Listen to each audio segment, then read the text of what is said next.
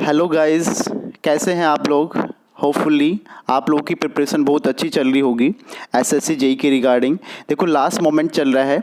Last video में हमने subject analysis काफ़ी अच्छे से किया था और उसके बेसिस पर आप लोगों को पता चल गया होगा वेटेज किस सब्जेक्ट का कितना है। उसके अकॉर्डिंग आपको प्रॉपर डेडिकेशन के साथ उस सब्जेक्ट को उतना ही टाइम देना है जितना कि उसका वेटेज है।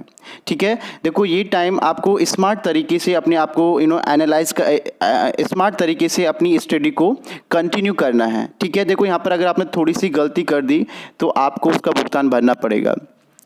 देखो आज सुहेल की चाचा पर हम लोग नॉन टेक पोर्शन का फर्स्ट वीडियो लेकर आ रहे हैं। ये आपका वीडियो है करंट अफेयर से related, current affair and GK. देखो सबसे ज़्यादा अगर आप देख पा रहे थे लास्ट वीडियो में जो हमने एनालिसिस की थी around 27%, that means we can say 30% आपका करंट अफेयर पूछा जाता है। करंट अफेयर एसएससी जेई में नहीं, जितने भी एग्जाम में नॉन टेक वाला पोर्शन आता है अराउंड 30% पूछा जाता है।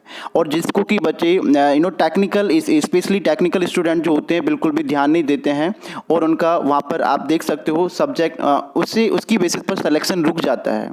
ठीक है, उसके बेसिस पर ही सिलेक्शन रुक जाता है। प्लीज़ इस चीज़ को कैरी करना, कंटिन्यू करना, लास्ट तक वीडियो में बने रहना। हम बढ़ते हैं फर्स्ट क्वेश्चन की तरफ। फर्स्ट क्वेश्चन आप लोग देख पा रहे हैं स्क्रीन पर। When was the first Nobel prize awarded. देखो फर्स्ट नोबेल प्राइज आपका अवॉर्ड किया गया था 1901। ठीक है, मिस्टर एल्फ्रेड नोबेल एक साइंटिस्ट थे, उनकी याद में इस नोबेल प्राइज को डिस्ट्रीब्यूट किया जाता है। That's the correct answer of this question, that is 1901।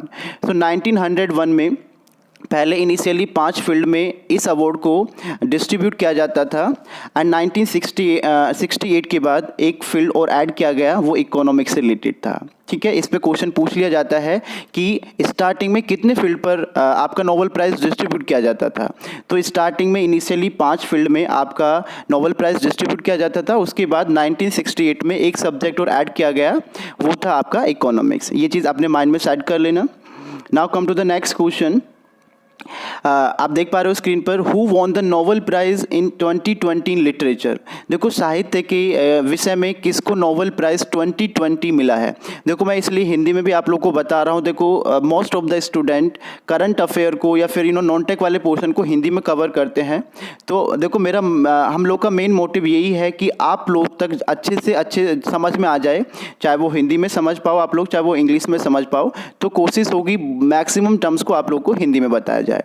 ठीक है, तो लिटरेचर के फील्ड में जो आपका अवार्ड दिया गया है Nobel prize, that is the correct answer of this Louise Gluck.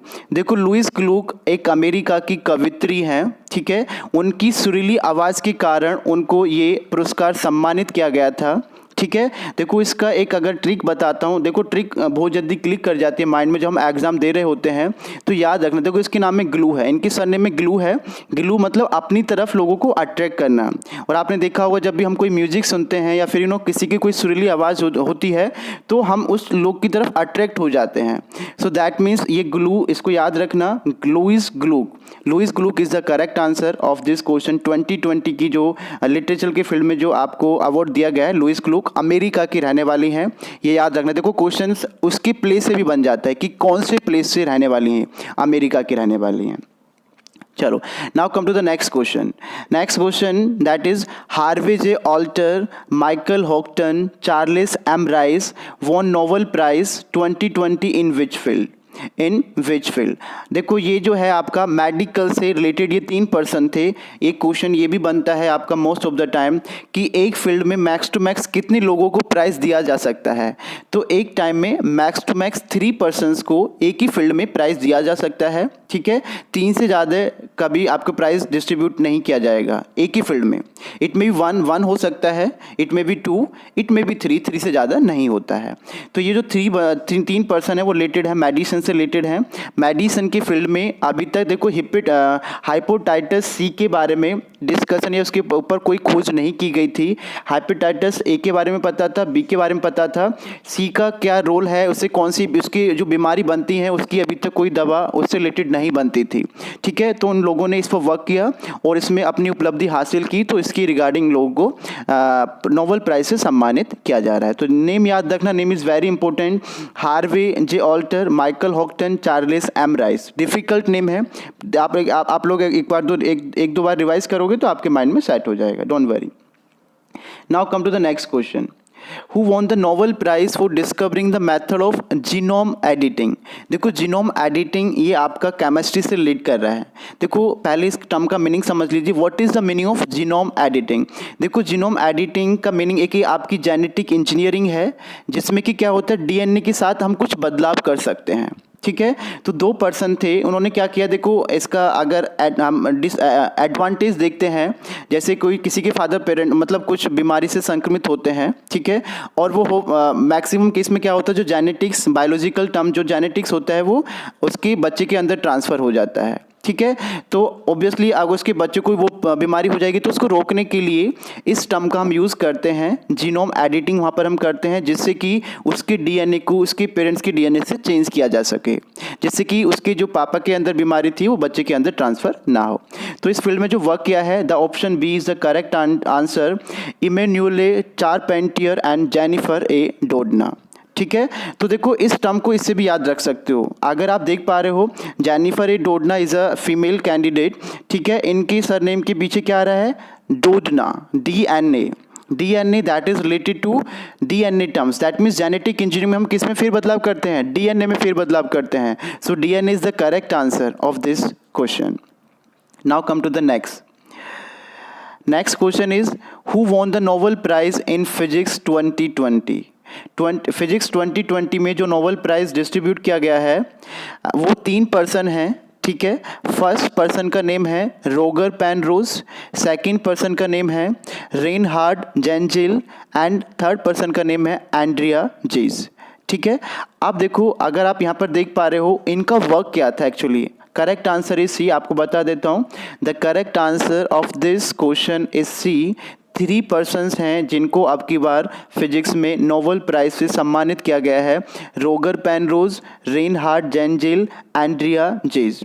देखो रोगर पेनरोज ने एक खोज की थी that is related to the black hole. इस खोज को आइंस्टीन ने भी स्टार्ट किया था, बट उसको वो सक्सेसफुली डन नहीं कर पाए थे। इसके फील्ड में इन्होंने इस चीज़ को सक्सेसफुली कंप्लीट किया, दैट्स वाई उनको इस वर्क के लिए उसको प्रोत्साहित किया एंड उनको नोबेल प्राइज से नवाजा भी जा रहा है 2020 में, ठीक है।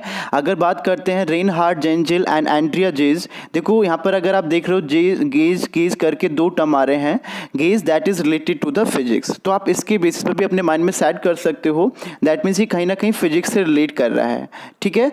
सो इन्होंने क्या वर्क किया, आपकी जो सबसे बड़ी दूरबीन थी, ठीक है, उसके बेसिस पर सुपर मोटिव होल का उन लोगों ने पता लगाया, सुपर मोटिव होल, ठीक है।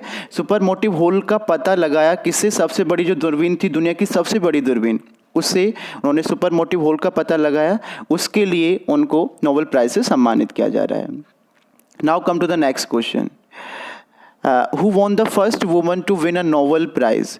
देखो जो पहली महिला जो थी जिन्होंने नोबेल प्राइज़ से उनको पुरस्कारित किया गया वो थी मैरी क्यूरी। मैरी क्यूरी ये जो महिला हैं उनको 1903 में फिजिक्स के टर्म्स में उनको फिजिक्स के फील्ड में उनको नोबेल प्राइज़ से सम्मानित किया गया था, और सेम 1911 में उन्होंने अपनी फिजिक्स के साथ साथ केमिस्ट्री में भी एक उपलब्धि हासिल की थी। 1911 में उनको केमिस्ट्री के फील्ड में भी नोबेल प्राइज़ से सम्मानित किया गया था, और ये याद रखना पहली महिला थी 1903 में जिनको फिजिक्स के टर्म में पहली थी, और वैसे हर फील्ड की टर्म्स में भी पहली महिला थी जिनको फर्स्ट टाइम नोबेल प्राइज़ से सम्मानित किया गया था। Now come to the next question. देखो नेक्स्ट क्वेश्चन आप लोग देख पा रहे होंगे, name the youngest laureate who receive the Nobel prize in 2014। देखो लॉरिएट का मीनिंग होता है जो उस पर्टिकुलर पुरस्कार के विजेता होते हैं, तो वो कौन से यंगेस्ट लॉरिएट हैं जिसने 2014 में नोबेल पीस प्राइज़ से सम्मानित किया गया था। इसका correct answer of this question is Malala Yousafzai. तो मलाला यूसुफजई एक पाकिस्तान की फ़ीमेल कैंडिडेट हैं। इन्होंने देखो जो बच्चों की रिगार्डिंग चिल्ड्रन जो थे एंड यंग कैंडिडेट की रिगार्डिंग उन लोगों को प्रोत्साहित किया, ठीक है, उनको एक अलग गाइडेंस दी, मोटिवेट किया। उसके रिगार्डिंग सबसे कम एज में 17 साल की उम्र में इनको नोबेल प्राइज़ से सम्मानित किया गया। तो ठीक है, 17 साल की एज में हम लोग 12th भी नहीं कर पाते, उन्होंने इतना बड़ा काम कर दिया, आप देख सकते हो। ये ऐसे लोगों से हमें मोटिवेशन मिलती है और मोटिवेशन लेनी चाहिए, जिससे कि हम लाइफ में कुछ अच्छी सक्सेस हासिल कर सकें। Next question, which of the following field was not included in the Nobel prize category at the time the Nobel prize were first established. देखो इस क्वेश्चन का फर्स्ट से आप अगर the correct answer of this question is B, economics. देखो अगर आप देख पा रहे हैं, देखो the meaning of this particular question, देखो इसका मीनिंग क्या है। देखो इनिशियली जब आपका नोबेल प्राइज का कॉन्सेप्ट स्टार्ट हुआ था तो 5 फील्ड में इसको डिस्ट्रीब्यूट किया जाता था, ठीक है, 5 फील्ड में इसको डिस्ट्रीब्यूट किया जाता था। वहाँ पर उस टाइम इकोनॉमिक्स ऐड नहीं था। तो 1968 के बाद जो भी अपनी कंट्री के या फिर पूरे वर्ल्ड के जो भी इकोनॉमिस्ट थे जो अच्छा वर्क करते थे, उसके लिए ये ऐड किया गया 1968 में, ठीक है। तो correct answer of this question is B option. Now come to the next question. The next question is, which of the following famous physicist has not received a Nobel Prize yet? ठीक है, ऐसे कौन से famous physicist हैं जिनको अभी तक Nobel prize नहीं मिला है। देखो स्टीफन हॉकिंग, आपने काफ़ी नाम सुना होगा, काफ़ी अच्छा काम किया हुआ है फिजिक्स में, बट उनकी काम को इतना प्रोत्साहन नहीं मिला है, वो लेवल नहीं मिला है जिससे कि उनको नोबेल प्राइज़ से सम्मानित किया जाए। इसमें अगर आप देखो 3 ऑप्शन देखोगे तो आपको वैसे ही करेक्ट आंसर पता चल जाएगा। अल्बर्ट आइंस्टीन, इनको फिजिक्स का फादर भी माना जाता है, तो ओब्वियसली उनको सम्मानित किया गया था, उनको 2-3 बार सम्मानित किया हुआ है। एंड एनरिको फर्मी को भी आपकी फिजिक्स के टर्म्स में नोबेल प्राइज से सम्मानित किया हुआ है। एंड सूजी नाकामुरा को भी फिजिक्स के टर्म्स में फिजिक्स के फील्ड में पुरस्कार नोबेल प्राइज से सम्मानित किया हुआ है। Now come to the next question. What is the maximum number of people who can share a Nobel Prize? देखो मैंने ये क्वेश्चन आप लोग आंसर भी कर सकते हो। देखो आपको पता चल गया हो what is the correct answer of this question. The correct answer of this question is 3. देखो मैक्सिमम 3 पीपल्स के बीच में एक ही फील्ड में प्राइज को डिस्ट्रीब्यूट या शेयर किया जा सकता है। एक ही फील्ड में max to max only 3 person हो सकते हैं, 3 पर्सन से ज़्यादा इस चीज़ को शेयर नहीं किया जा सकता। It may be 1, 2, it last 3 होता है, 3 से ज़्यादा नहीं होते हैं। Now come to the next question. Next question is when does the formal Nobel prize ceremony takes place every year? This one is the important question, ठीक है। देखो 2 डेट याद रखना, नोबेल प्राइज़ की जो लिस्ट कब जनरेट होती है एंड उसको डिस्ट्रीब्यूट कब किया जाता है। देखो लिस्ट जनरेट होती है अक्टूबर की स्टार्टिंग में।